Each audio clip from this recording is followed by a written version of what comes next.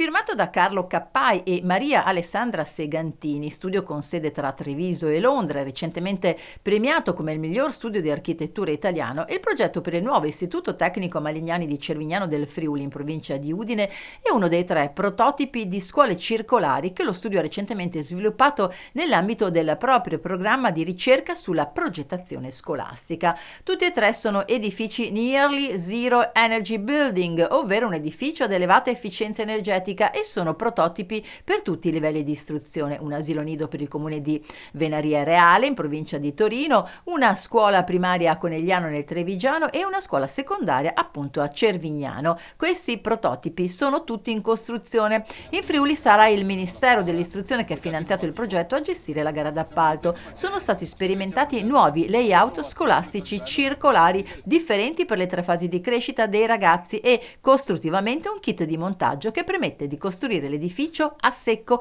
e, incredibile, smantellarlo a fine vita riciclandone i materiali costruttivi. Noi abbiamo cominciato questo lavoro quando eravamo abbastanza piccoli e abbiamo incominciato a guardare proprio la questione delle scuole italiane e abbiamo visto che c'erano tantissime potenzialità insite nella tipologia della scuola. Quindi abbiamo iniziato a disegnare dei nuovi modelli che in qualche modo fossero per gran parte aperti alla comunità oltre l'orario scolastico. Questi modelli li abbiamo realizzati nel 2008. La scuola di Ponzano, che è abbastanza conosciuta, ha vinto il premio Sfide 2009 del Ministero. Poi abbiamo costruito Chiarano, Covolo, insomma un sacco di scuole in Veneto che sono state anche esposte alla Biennale di Architettura di Venezia, e queste sono state la prima, diciamo, tranche per dire che l'edificio scolastico non è un edificio con un corridoio delle aule dove parcheggiare i bambini, ma uno spazio dove il bambino comincia a crescere e diventare parte di una comunità. Oggi abbiamo fatto uno step successivo e quindi abbiamo reimmaginato un modello che fosse all'avanguardia in termini costruttivi, di sostenibilità, eccetera, ma abbiamo rivisto anche il layout per spingere ancora di più questo concetto di rapporto tra spazio e pedagogia.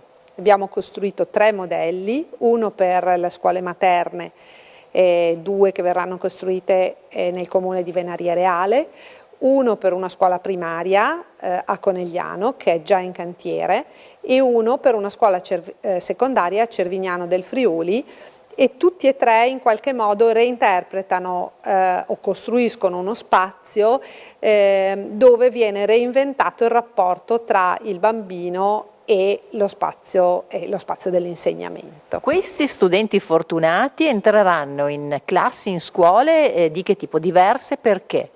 Allora, innanzitutto abbiamo giocato, lavorato, che noi architetti ci divertiamo in qualche modo, con un layout circolare, cioè le piante di questi edifici sono tutte dei cerchi.